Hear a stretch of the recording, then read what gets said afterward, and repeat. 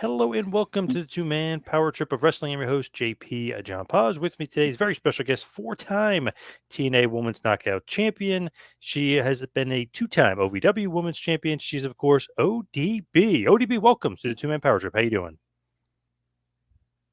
What's going on, John? I'm doing good. How you doing?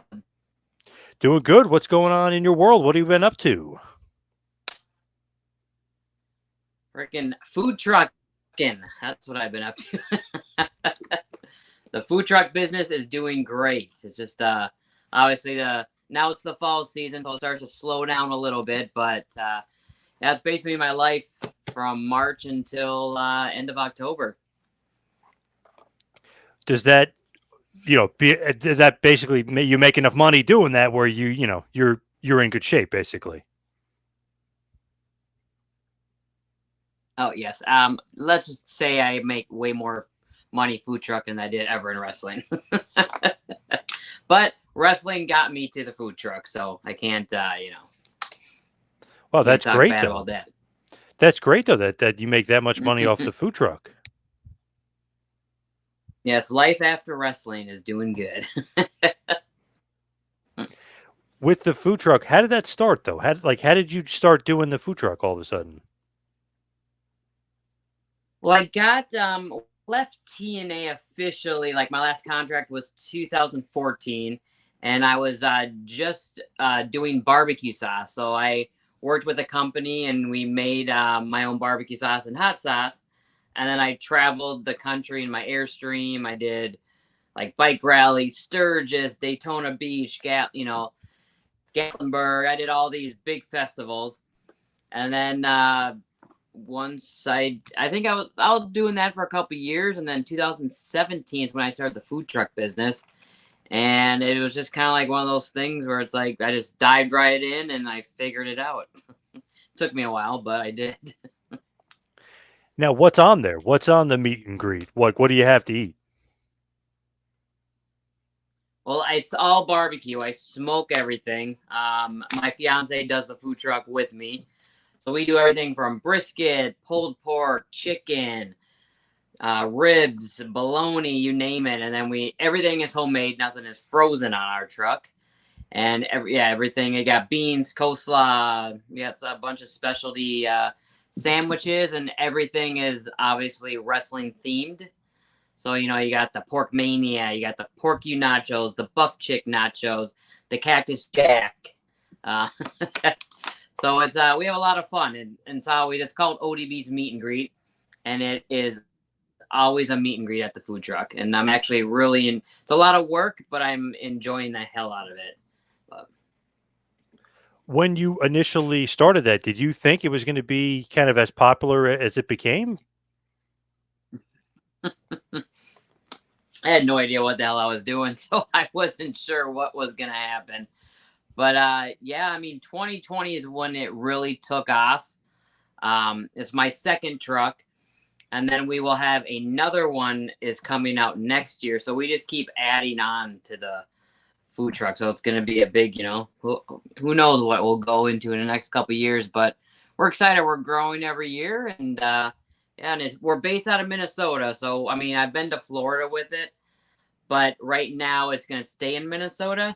But you never know; it could go on a little meet and greet tour. You never know. Do you have to get some sort of license for each state to do it, or no? Yes, because I mean, I get messages all over like, hey, when you coming to California? When you coming to Vegas? When you coming to Colorado? I'm like, well, there's a thing called licensing. Yes, you need a license. It's not like you drive with your food truck and you pull over and open your window and start selling. Yes, you do need a bunch of licenses. The state of Minnesota is actually one of the hardest for food truckers. So the food trucks are good here. And yeah, you need, permits every city, every county you go to, every state, obviously. And then you need your food safety management certification. You have to know it, and you have to, yeah. It's not like those taco trucks you see on the side of. I would watch out for those. Or like those hot dog stands that just pop up during lunchtime in certain areas? Yeah, right. Yeah, if anyone just pops up anywhere. Are you going to franchise it out though? Or are you going to be like, a big conglomerate here?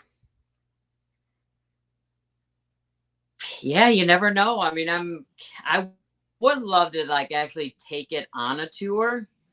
Get like a nice big ass tour bus and yeah, and just put that bitch on the back of the tour bus and see what happens. I mean, I would love to take it because I'm a big I like all the bike rallies. I love the people at bike rallies like Sturgis, and we'll probably be taking it to Sturgis next year. So that's huge. And then when you do all these big shows, obviously it's a lot of money up front to do these shows. And then, but you're gonna, obviously kill it if your food's good. Yeah, definitely. And But I like to. It's a good crowd in Sturgis. A lot of cool people out there, and it's a good time. yeah, what do they get? Like 250,000 people for the weekend or whatever? I mean, I know the Sturgis Rally is like huge. More than Yeah, because the one usually when it's an anniversary year, it's crowded. Then they have over 1 million people that show up within the 2 weeks. But usually it's about a half a million, over a half a million that go. Yeah, Wow, it's so you could it's just clean insane. If up you've never then. been to Sturgis, yeah, yeah, that'd be a lot of pork bowl in there. You just got to make sure you have enough food. You know what I mean? Enough food to service everybody. Th- that and enough help. Like it's hard to find some good help these days. Or I could Man, just that's book a great. bunch of wrestlers and just have them all come out. Yeah, that might be a good thing. Have wrestlers literally meet and greet, and you could do a meet and greet with the wrestlers. I actually have been starting to do that. We had Earl Hepner out here. He did great. And then we had one of my best friends, Lisa Marie, out here. And then we also, next year, my good friend Mick Foley will be coming out to the truck. So that will be a hell of a meet and greet right there. That Excited for is, that one. yeah, that's awesome. The real reason, though, I mean, obviously the food Yeah. truck is great, but we wanted to talk to you about your book. Jesse Cressa is ODB. What's going on with Oh, this new yeah. book? This one right here. Jesse Crease says ODB one dirty biatch. Yeah, I wrote this actually during the shit show we all had in 2020. And I always wanted to write a book, and I was never really scared to write it. I just wanted to really just start from the beginning of my life and my story, and obviously through wrestling, and then through what I'm doing now. And so I reached out to Mick Foley, obviously number one seller, and he actually came to the food truck. I was in St. Augustine, Florida, and I just asked him, I was like, how do I get started on writing a book? And he reached out to one of his publishers, Kenny Casanova, and he's like, can you do me a favor? Can you help Jess ODB out and writing her story? And Kenny said, hell yeah, let's go. So I worked with Kenny, and it was fun. It took about a year and a half or so to get it all finished up, and I'm happy with it. It was really fun to actually look back and talk about stuff, and then I kind of forgot half the shit I did. That's great though, because you can almost relive it. Sometimes the positive, sometimes the negative, but you can Yeah, almost relive your life and talking about the book. yeah, it was fun, and because I want a lot of the woman wrestlers too to read this, and also because I want more woman wrestlers to write books. I'm the very first TNA Knockout to write a book, and it's a fun read. It's not like I mean, I loved my time in wrestling, and it's just fun to see, especially the era I was in. I was in a good era, like we had fun on the indies. We all paid our dues, had our fun car rides. Our traveling was awesome, and then from the OVW days, and then to finally making it, and then still having a good time in our locker room, and the friendships I made in this business are freaking awesome. So I name drop a lot, so it's cool to I think it's fun for a fan to read it. They're gonna hear stories that they've never heard before. Oh, and they're good stories. Was it hard getting into the business when you did in the early 2000s? Because it was a little bit of different time for women's wrestling back then. It was because I mean back then you had two places you could work at, basically WWE and then TNA was like just kind of making it. And of course, everyone wanted to be in WWE. You know, you do your tryouts. I remember sending in VHS tapes of myself and like calling like Dr. Tom Pritchard was the talent agent. You know, I call him every week. Hey, it's ODB. Got anything for me? Nope. No, we don't. Not at this time. And but just, I mean, the indies were so different back then too, because you'd have a good group of people and you'd drive. Like we did Minnesota, we did Green Bay, Milwaukee, went to Louisville, Nashville, and we had a whole crew. And we just, that's when you learn more when you're traveling. And I don't think they do that much anymore, you know? Now it's like everyone obviously just flies wherever and they're always on their phones and they don't really, we didn't have phones back then. I don't even think, I think we had like a flip phone, but we weren't taking selfies. We weren't posting. And thank God we didn't have internet back then. Yeah, maybe a beeper verse. You know what I mean? That period. Yeah. Right. When you look back at it, though, was it tough just getting in, though? Like as far as being a woman, because there was a lot less women's wrestling just in general back then. Yeah. Yeah, because I got in, because when I started going to tryouts for WWE, I mean, you had Lita, Trish, you know, Jazz, Gail Kim was out there, Lisa Marie, and those were like your top girls. And I was still very green at that time. Like I was probably 3 or 4 years into the business.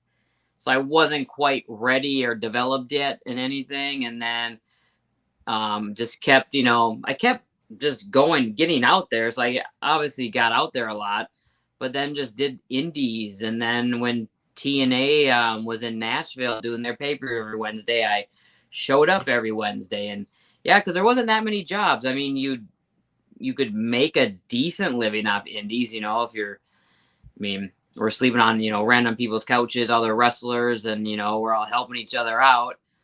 But yeah, it's very different now because now there's so many jobs you can, you know, you can work for all three companies at once. But back then it was, I mean, it took me finally 7 years to sign my first, you know, contract, wrestling contract. Definitely harder back then, but it was also, the journey was awesome though. I think a lot of the wrestlers nowadays are missing out on that journey. For sure, definitely. And you did Tough Enough too, didn't you? Or didn't you try out for Tough Enough? Yep, that was actually my first side, like my first big wrestling kind of. That was before I actually started training. That was back in 2000, and I already had my wrestling name picked out, ODB One Dirty Bitch, and that's where I met Al Snow and Mick Foley, and I have a great story in the book about those two. And I made it to the top 25, but didn't make it onto the show. But I'm so glad I didn't. I look back then, I'm like, who knows where I'd be now? I'd probably, and I'd be a totally different person if I would have made that show. But it got me hooked, more hooked. I mean, after that, I came home to Minnesota and Googled wrestling trainers, and then Eddie Sharkey is a legend out in Minnesota. He trained the Warriors, Mr. Perfect, and Medusa, and called him up and gave him $1,200 and started my wrestling training. It's amazing that you found Eddie Sharkey because obviously, you know, Road Warriors, Mr. Perfect. I mean, there's so many like awesome names that are associated with him. That's awesome. Like, did you know the history of him? Like when you found him? Yep, I did, because I was Googling way before that, but then I was serious because I was like, well, where is his school? And it was in a warehouse in St. Louis Park, Minnesota. So it's basically, you had Sean Davari was there, Austin Aries were the big names there, and then Eric Cannon. And then all of us just kind of, you know, clicked together, and I mean, 5 days a week we were there. And, you know, I remember 4 o'clock in the afternoon till about 10 at night. And then we went out to like Subway afterwards and talked wrestling. With him, though, I mean, obviously, you know, legendary trainer. Does he help open doors for you as as you're trying to advance? Nope, No, there was no, like, he never really, like, helped then. He just basically just got me into the indie scene and kind of, but it was never like, he didn't take me backstage or nothing. I was never doing that, but no, he got me, he opened one door, right? Very true. Yeah. So how'd you end up in OVW? Like, how did you end? Obviously after Tough Enough, how did you end up getting noticed and getting into OVW? I remember, because that was 2005. I went to OVW, and I was just, I lived in Nashville for a couple years because I was going to the TNA pay-per-views every Wednesday at the Nashville Fairgrounds. And then I remember I was talking to some wrestlers, and there's like, well, if you have nothing going on, I would suggest, go to OVW and be seen. So I reached out to Al Snow, and he's like, just get down here, we'll figure it out. So him and Danny Davis actually let me train in the contract class, and I didn't have to, like, obviously I wasn't getting paid, but they let me. Normally that's not allowed, but I was lucky enough to be that, person, because Al Snow believed in me, and so did Danny, and but I just never got that call up from WWE. You said, you knew who ODB was, you knew the character. Just explain it though. Like, who is ODB? Like the character and the gimmick. Well, like everyone said, it becomes you with the volume turned up a lot. It obviously took a while to develop. I always had the name, but I didn't necessarily have the persona yet. But in OVW, Al Snow just said, "Who is ODB? Who's one dirty bitch? I want to see her." So I really let it out in OVW because he's like, "Just go, and if it's too much, I'll let on. And I'll say, hey, back it up." But he was like, "No, keep going with it." And he really, and like, just the promos and then once I hit TNA, I was already pretty much polished up with one dirty bitch. I just had fun with it. I don't even know. Like, it was just some. I mean, a lot of people say I was this crazy drunk bitch, but I don't know. I think I too, like, I was really passionate about my character, and I was so different. And then there's times where I didn't really give a rat's ass. I just wanted to test things, like, if I get in trouble for grabbing my boobs for so long, and it's just little stuff like that. I got, like, a little slap on the wrist here and there, but it all turned out good. Was it your idea with the flask and doing like that stuff with the drinking and stuff? Yeah, because I was doing the whole beer gimmick, but that's, Stone Cold's thing. And then I did it. I didn't even tell TNA what I was doing.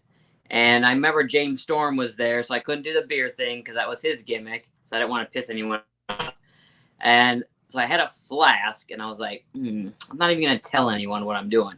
So I had it in my back pocket, and then I walked out with it, and then they were like, hey, it works. Keep doing it. So I took a chance, and not many wrestlers do that because people are always afraid to get in trouble, and that's the one thing I didn't give a.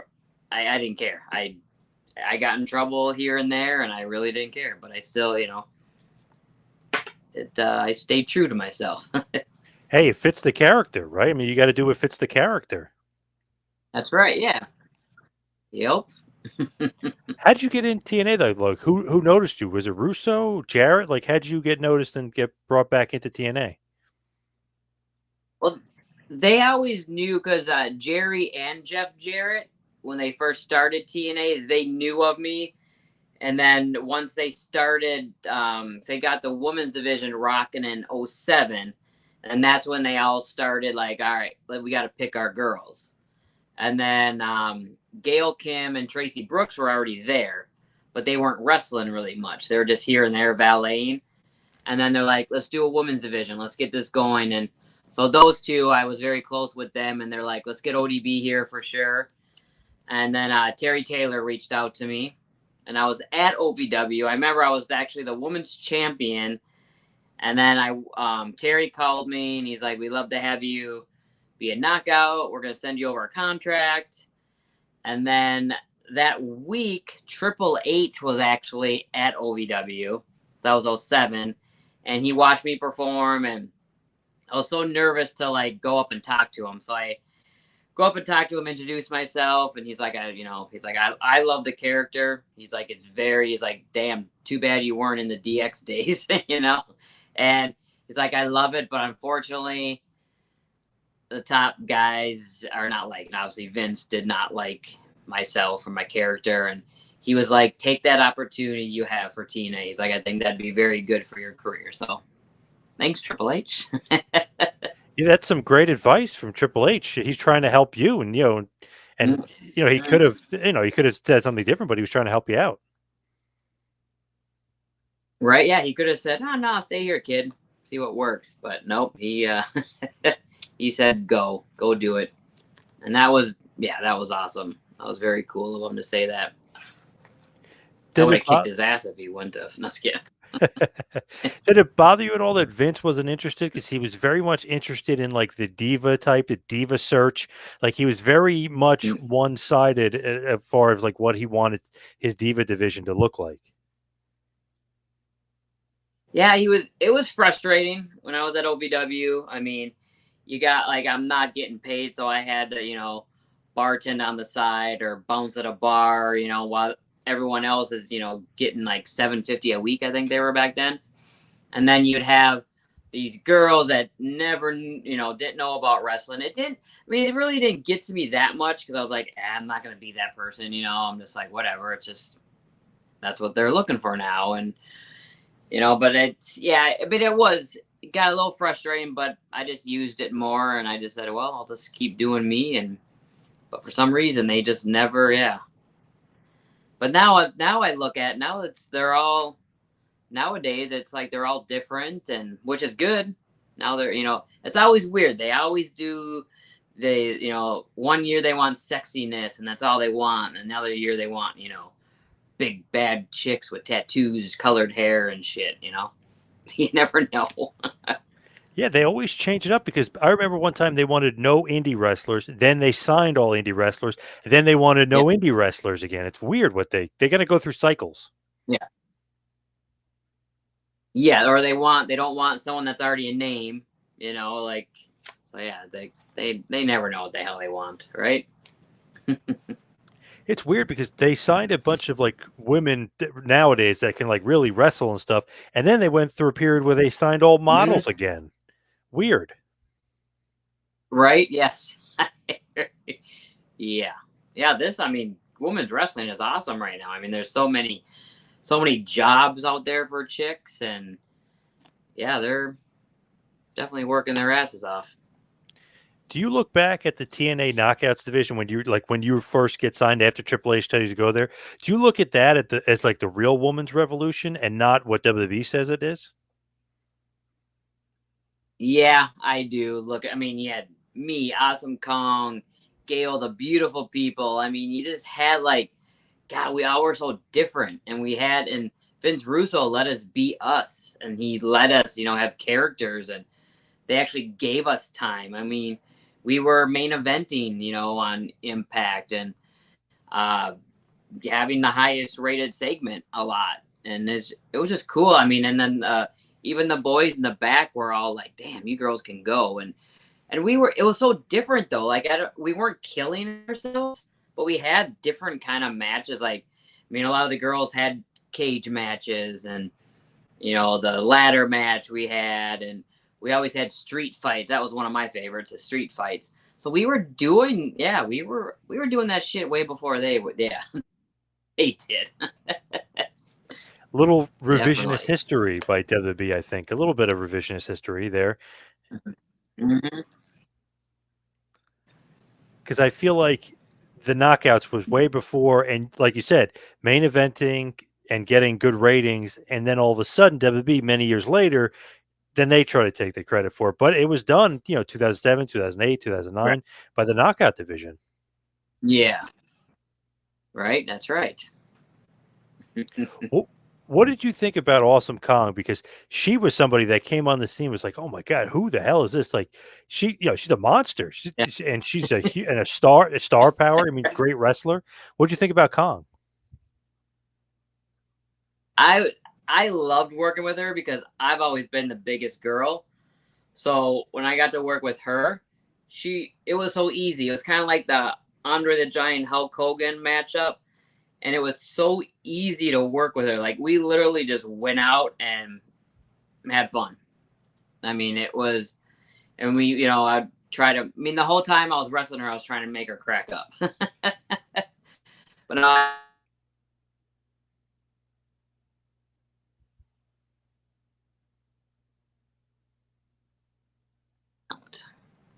a little technical difficulty there. Yep, we got it. Yep. So, All right. so they always say like Dutch Mantell, Russo, Jarrett, they always try to take credit for the knockout division, but they won't take any like the bad stuff. They won't. So, who is really responsible for the knockouts? Is it Dutch? Is it Russo? Is it Jeff Jarrett? All right, I think all of them. Obviously Jeff was in charge of TNA, so he let it all happen. And then Dutch was in charge of us, so he did help. And then Vince Russo, I think, was my guy because he let the characters out and he let us, he was in charge of all that. So he really focused on the beautiful people too, because they were a strong part of the division. And then I also gave him storylines that I wanted to do, and he let me do all the stuff I wanted to do. So all of them had a little say in it for sure. That was very diplomatic of you. You kind of Yeah. giving everybody credit. Yeah. Yeah. What what was it about Russo that like you guys meshed well together, and obviously beautiful people as well? Yeah. I don't know. We always clicked, and I would always give him a hard time too. Like, I felt comfortable with him. Like he was very approachable. Unlike some people, office people, where it's like you walk by him and they quick put their phone up, and then their phone rings when they're it's up to their ear. I'm like, good one.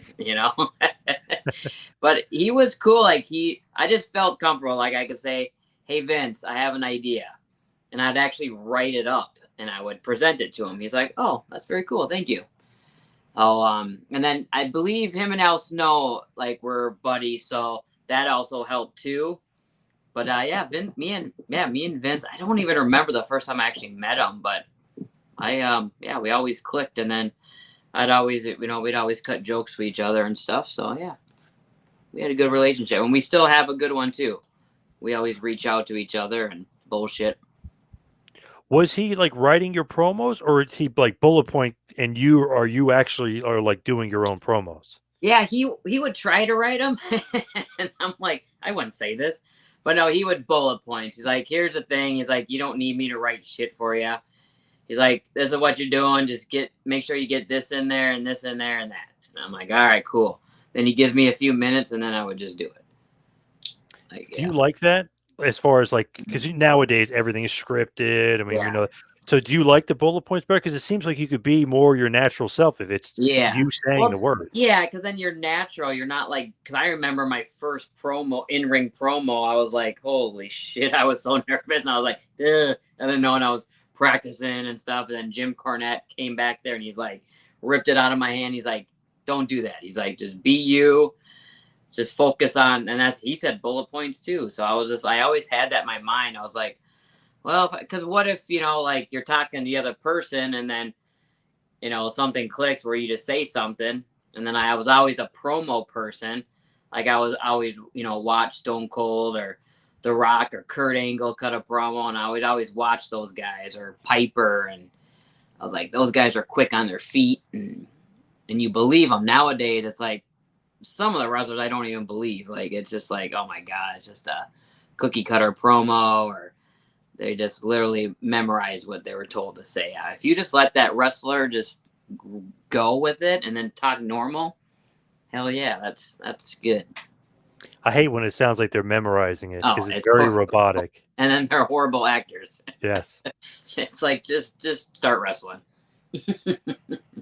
With ODB, I feel like like you said, like Russo can't be like, oh, this is what you would say. Like, Yeah. there's no way he could tell what you would say. Because he was like, I don't know what you're gonna say. Yeah, exactly. I feel like I didn't know what I was gonna say either. I was gonna say I feel like that's a part of ODB though. It's the unpredictability. It just has to flow. Yeah, I made him nervous a few times. Did you kind of just go off the cuff sometimes, or did you kind of have an idea what you wanted to say, or just like, oh, when I get out there, I'll figure it out? No, I had an idea. Like I was in the zone. I had an idea basically, and there's times where I did go blank in the ring. Where I'm just like, oh fuck, what the fuck am I saying? But if you have a good person you're talking to, and all the girls I worked with, pretty much everyone was decent on the mic. So we would just, keep it going somehow. What did you think about Cornette? I know everybody has their opinion of. What do you think about Mr. James E. Cornette? I liked him. I really did. He's good. I enjoyed him. I actually just missed him in OVW. He was just kind of leaving as I was getting in, but he was there when I started at TNA. Great brain. Oh my God. Like if you were in the locker room with him and you didn't go up to him, oh my Lord. Yeah, he's been around. He's done it all. Like, yeah, I always like him. He's always smiling, but I wouldn't piss him off. Yeah, if he doesn't like you. Yep. Very true. Yeah. Very true. With just missing him. So did you have Heyman? Like who was with you at OVW besides Danny Davis? L, Danny, and then Robert Gibson from Rock and Roll Express. Yeah, he came in. Yeah, Heyman, I believe I just missed by a month or so, and then Cornette was just getting out. So yeah, that would have been cool though to have him. What do you think about Gibson? Yeah, he was good shit. Hell of a drop kick. Oh God, yes. Yeah, he gave us some good drills to do. No, he was good. He was he wanted to hang out with all of us, so it was fun. Was there any WB affiliation at that point, or WB had broken free and went to FCW at that point? No, that was still them. And then Florida wasn't made yet. They still had the Georgia one. Deep South. Georgia, yep, Deep South, yep. And then when I was just leaving to go to TNA, Deep South was just ending, I think. They closed the doors, and then those people were coming to OVW. And then when I got in 07, I went to TNA, and I think that's when Florida Championship Wrestling was opening up, or whatever they called it. Yeah, FCW. And then slowly OVW closed, or WWE let go of them, but they never closed their doors, which was good.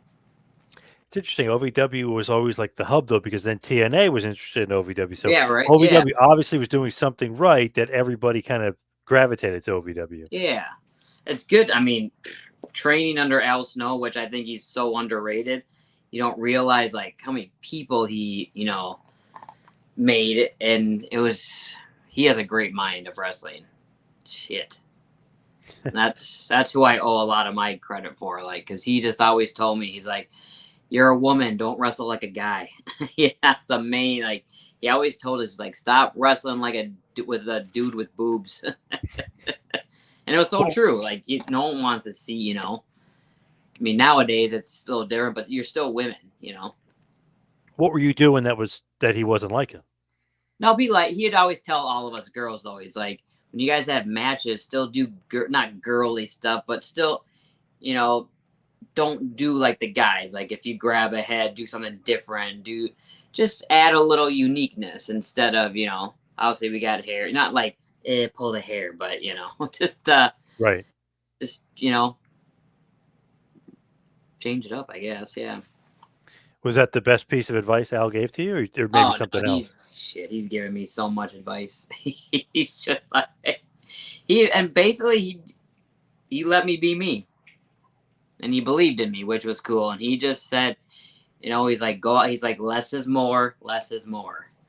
He's like, you can go out there and not do shit, because I wasn't the best. I'm not a technical wrestler. I just had basically my 4 moves, and I worked around it, and that's what he told me. He's like, just pick out your 4 moves, nothing fancy, and just do your thing. He's like, character. He's like, that's what it's all about. He's like, everyone wants to just see ODB go bam and drink from a flask. That's about it.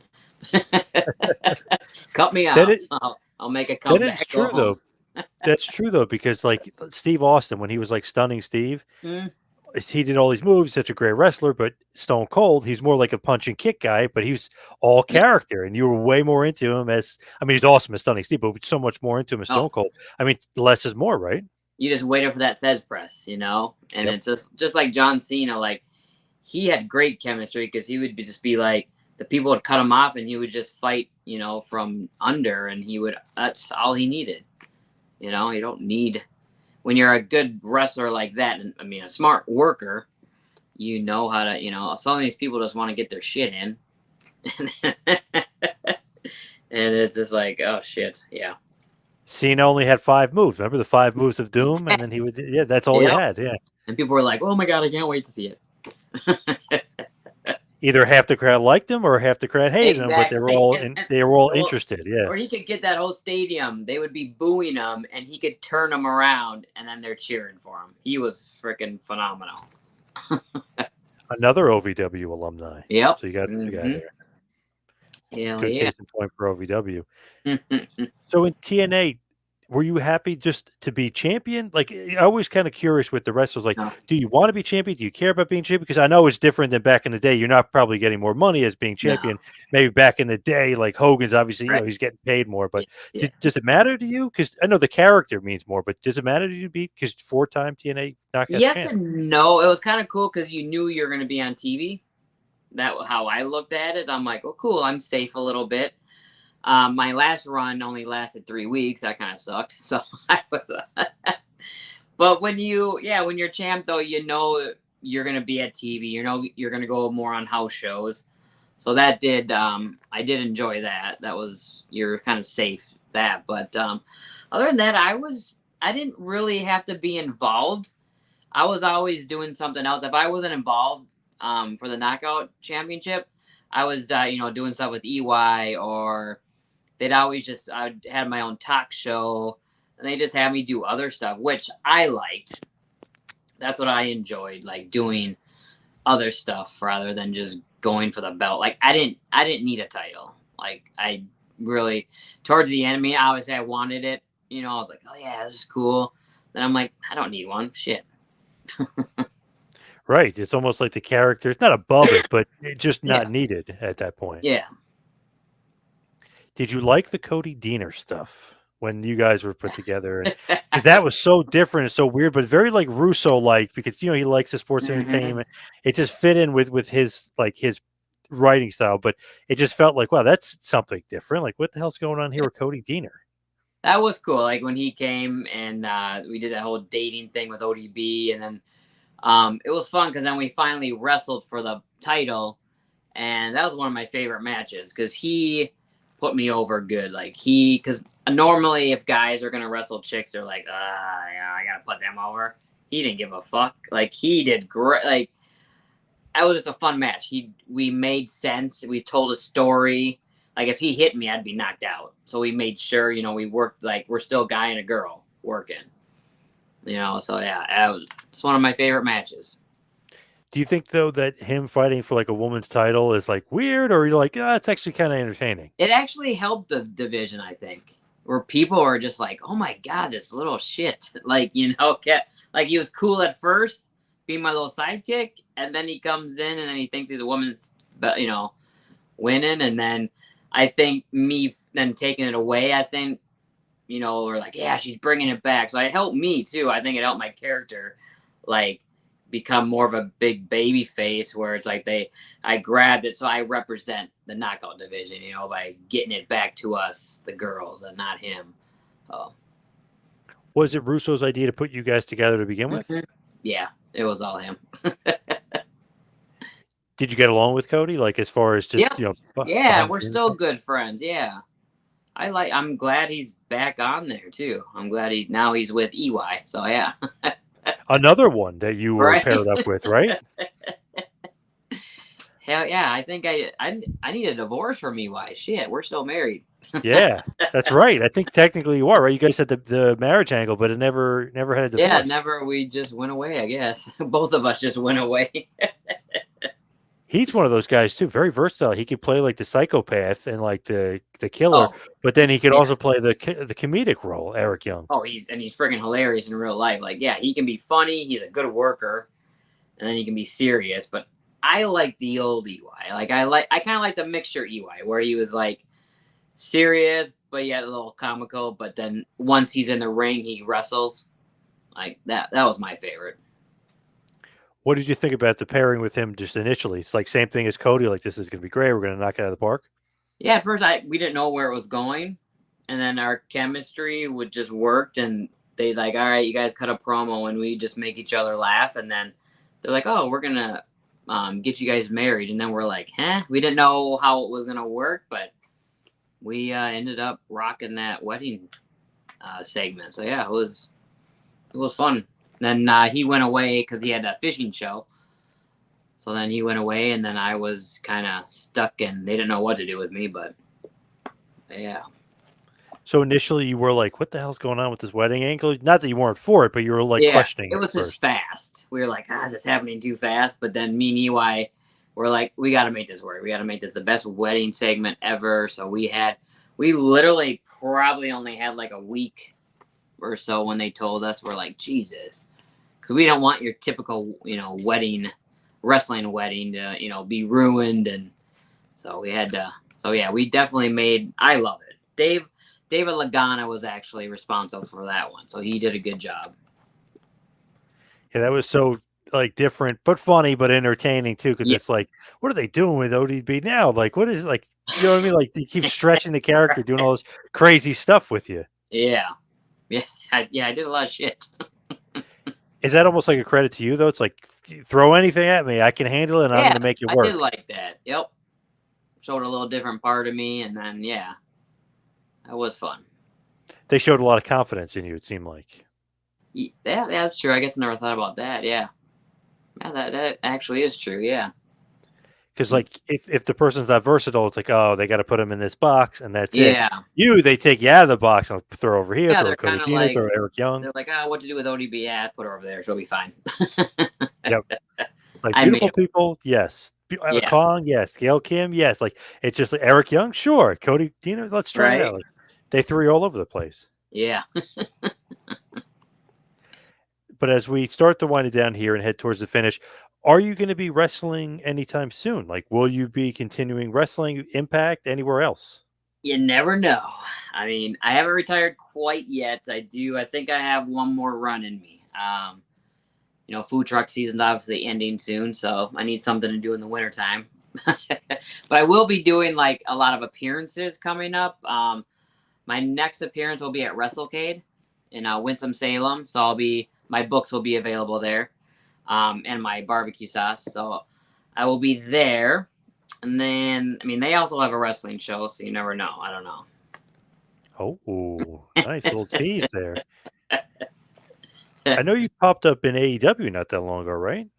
Yeah, I was shit. I did a pay-per-view there for All Out. That was like 3 years ago, for something like that in Chicago.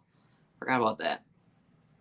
NWA, Impact. I mean, you've popped up in a few places. Yeah, it's weird. I'll just pop up kind of randomly, and just yeah.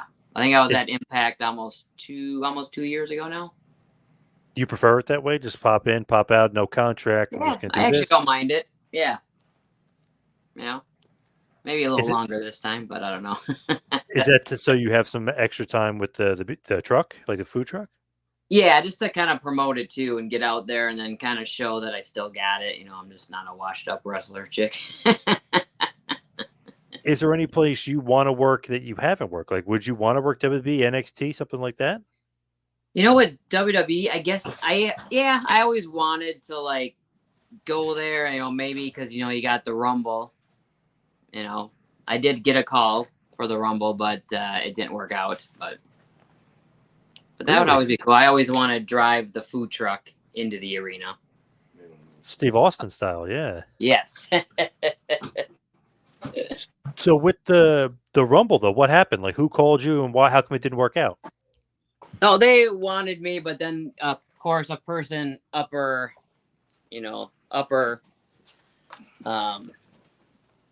sorry, my thing's working here. But someone turned it down. But I did get a couple calls. Oh, okay. All right, got to move my back screen, I guess. So as far as the book is concerned, just give us one last push for the book where everybody can get it now, and then obviously maybe where we can get it in the future. All right, yeah, go to odbsmeetandgreet.com on my website. You can order it right from me. You can have it signed, whatever you want, personalized. I'll do it for you.